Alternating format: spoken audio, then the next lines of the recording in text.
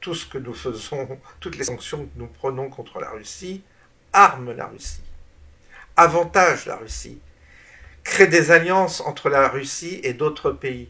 Et le comble, c'est que nous nous détruisons, nous nous auto-détruisons. Nous achetons aujourd'hui du pétrole ou du gaz russe via l'intermédiaire d'autres pays et en payant une marge supplémentaire. Parce qu'eux, ces pays, ils prennent une marge. Donc nous, on paye plus cher encore notre pétrole à la Russie, indirectement. C'est une histoire de fou. Gazprom a annoncé qu'il ne livrerait plus de gaz à la France, mais en fait, on n'en avait pas besoin beaucoup. On pouvait s'en passer du gaz russe. En revanche, ce que j'ai appris ces dernières heures, c'est que Poutine croule sous le cash. La Russie croule sous le cash. Efficaces les sanctions. Donc les sanctions, effectivement, non seulement ne servent à rien, en tout cas pour le moment, parce qu'on m'explique que ça sera plus tard avec l'industrie russe qui sera mise en difficulté, mais aujourd'hui, la Russie n'a jamais été aussi riche. Écoutez ce matin Éric de Ritmaten qui rappelle les sommes absolument faramineuses que gagne la Russie depuis 6 mois. Depuis le mois de janvier, comme les prix du pétrole ont monté, eh bien la Russie a encore engrangé des bénéfices records. Je vous donne un chiffre, 97 milliards de dollars entre janvier et juillet. 97 milliards de dollars grâce au pétrole. En plus. Grâce au pétrole et au gaz, en plus. En oui. plus. Donc, alors que le pétrole, ça représente 74 milliards. Et ça a pratiquement progressé de 50%, si vous voulez, sur la même période qu'avant. En termes de recettes, j'entends, en termes de recettes. Donc elle croule sous le cash. Et alors, quand on se demande comment font-ils, oui, ils n'ont vraiment pas besoin d'argent, c'est vrai. Et donc, la Russie, alors vous allez me dire, oui, mais puisque ils ont coupé le robinet, ils vendent moins de pétrole. Oui, mais vous avez des pays, on apprend dans cette étude, que l'Inde, qui n'achetait jamais de pétrole à la Russie, disais tout à l'heure. en a acheté. La Chine, aussi ravie de se dire, tiens, je vais changer mes fournisseurs, je vais m'adresser à mon voisin russe qui est un ami. Et puis la Turquie aussi, et là la Turquie elle joue un peu un double jeu, faut pas oublier qu'elle est dans l'OTAN, et ben elle achète aussi son pétrole. Mais... il y a même l'Iran et l'Arabie Saoudite qui se sont mis d'accord pour mélanger le pétrole et le revendre. Alors ce qui est extraordinaire, c'est qu'on se souvient des déclarations de Bruno Le Maire. J'ai rien contre Bruno Le Maire, mais manifestement, pas son analyse n'était pas la bonne. C'est ennuyeux quand même. Écoutez ce qu'il disait il y a quelques jours. Les sanctions économiques et financières sont même d'une efficacité redoutable. Et je veux laisser planer aucune ambiguïté sur la détermination européenne sur ce sujet. Nous allons livrer une guerre économique et financière totale à la Russie. Nous allons donc provoquer l'effondrement de l'économie russe. Ça n'a jamais marché. J'ai quand même un souci, moi. J'ai un souci avec nos dirigeants. Ça n'a jamais marché. J'ai vraiment un souci. Parce qu'en fait, ils disent parfois n'importe quoi.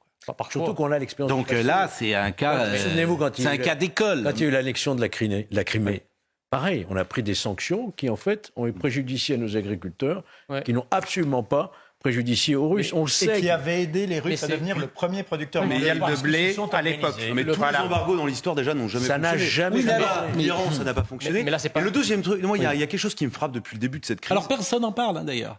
C'est-à-dire que c'est politiquement correct. Peu de gens. C'était dans le Wall Street Journal. Peu de gens parlent que la Russie n'a jamais été aussi riche, parce que ça ne répond pas à la bonne idéologie du moment. Et non, mais il y a un problème aussi, c'est que nous, on a une vision très franco-française ou européano-européenne. Et en fait, on n'imagine pas un instant que la Russie puisse avoir d'autres clients que nous. Non, mais c'est ça qui est complètement dingue. Et du coup, et on oublie même quelque chose de très important, c'est que quand on regarde à l'échelle de tous les pays du monde, les 2/3 des pays du monde ne condamnent pas l'annexion de l'Ukraine par la Russie. Histoire. En fait, il y a quasiment que l'Union européenne et les États-Unis. Et l'Union européenne reste client de la Russie. Bien sûr.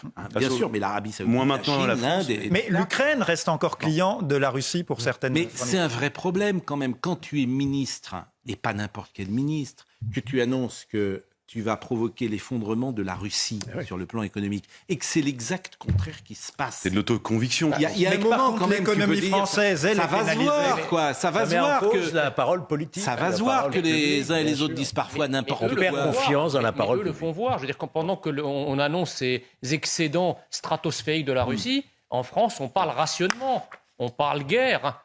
Donc qu'est-ce qu'ils vont nous faire? Ils vont nous faire comme les masques, ils vont nous dire les masques ça sert à rien, l'énergie ça sert à rien. Alors, écoutez, c'est drôle ce que vous dites. Vous remplacez Covid par énergie nucléaire, c'est les mêmes. Exactement. C'est les mêmes mots, c'est les mêmes éléments de langage. C'est exactement. Parfaitement. C'est de ce que vous la même dites, défiance. la C'est conséquence. la même défiance, c'est exactement pareil. Alors, de ce que vous dites, c'est aussi quand même comment va réagir dans les prochains temps l'opinion publique française. l'opinion publique, on Léthargique. l'a vu avec Non, le parce Covid, qu'à force elle est de demander anesthésiée. peut-être des rationnements Elle est pour un but qui n'est anesthésiée. pas atteint. Elle était aux 2 tiers. Moi, je me souviens, j'ai rouvert là toutes les enquêtes d'opinion sur les sanctions russes. À l'époque, il y avait à peu près plus de la moitié, voire les 2 tiers des Français qui souhaitaient sanctionner. Et alors, vous nous dites que la Russie n'a jamais autant gagné d'argent avec ses exportations de pétrole et de gaz, malgré les sanctions qui la frappent.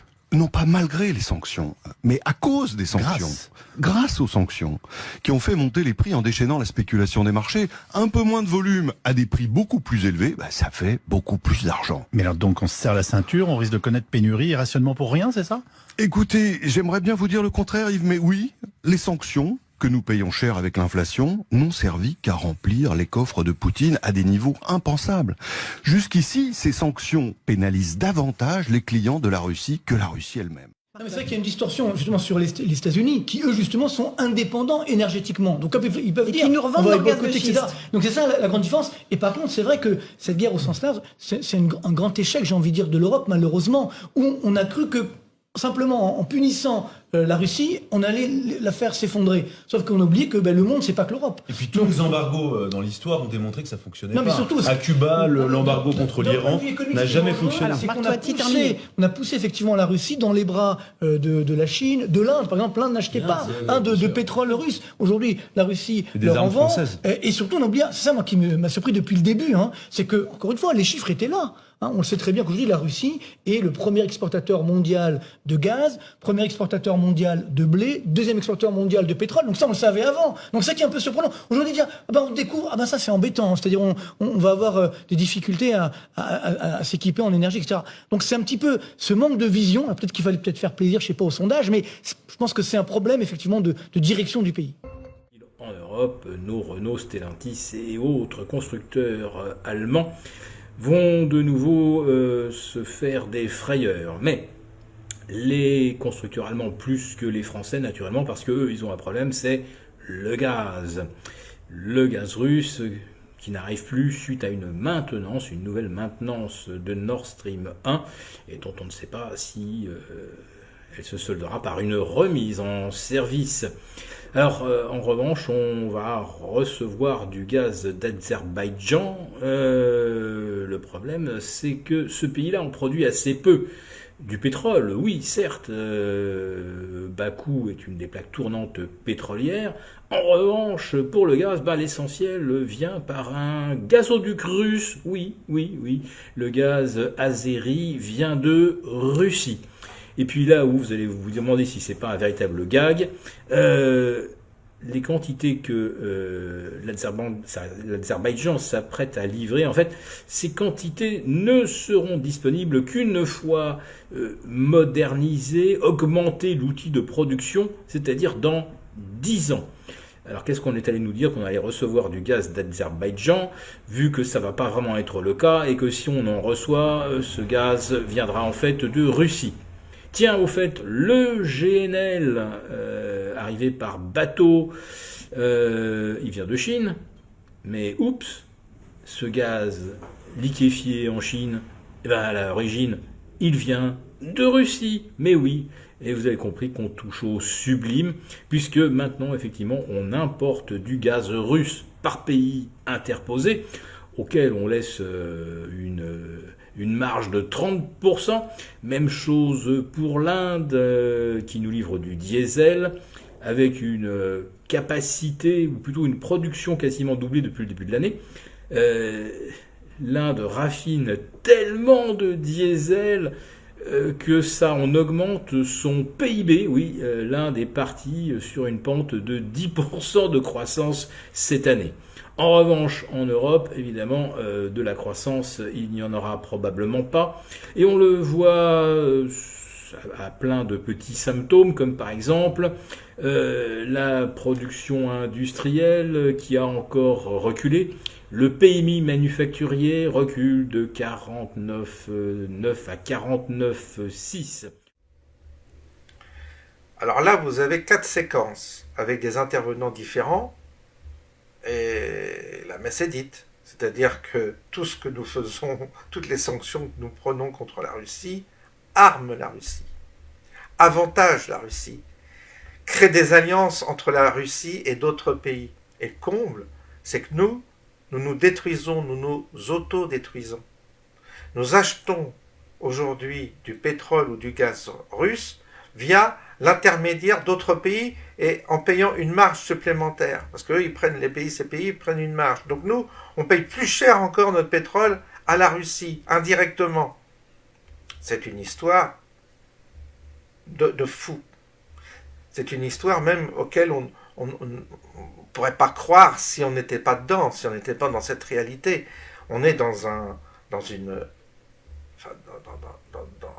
de la folie, je dirais, dans de la maladie mentale.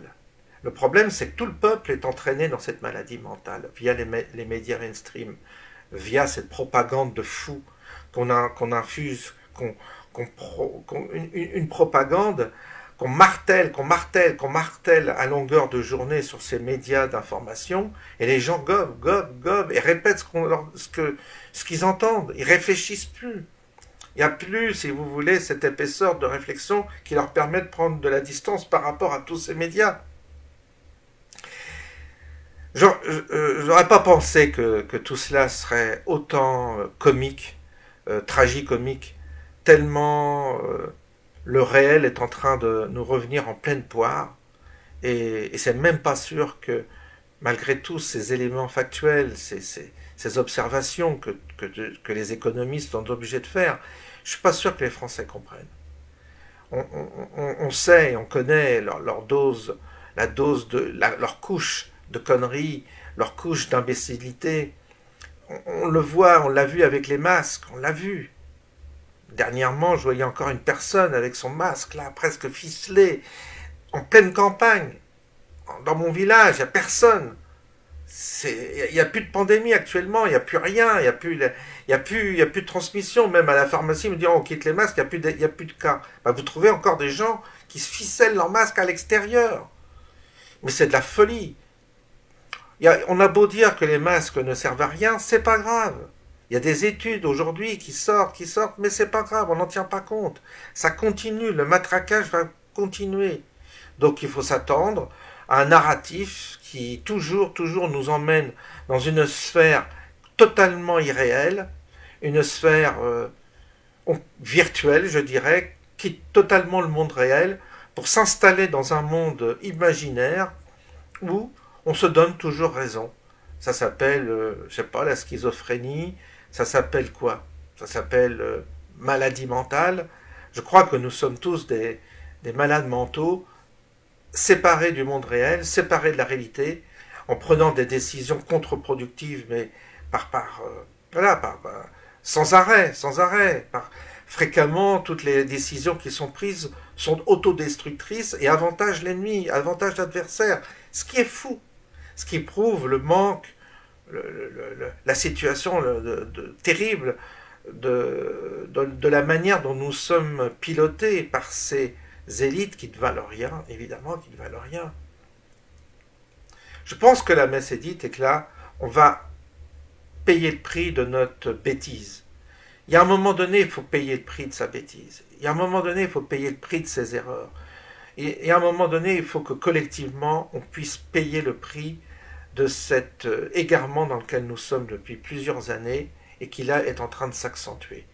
Je parle que pour cette question d'énergie, de guerre avec la Russie, etc. Mais il y a d'autres domaines, on pourrait refaire la même chose et dire la même chose avec d'autres sujets.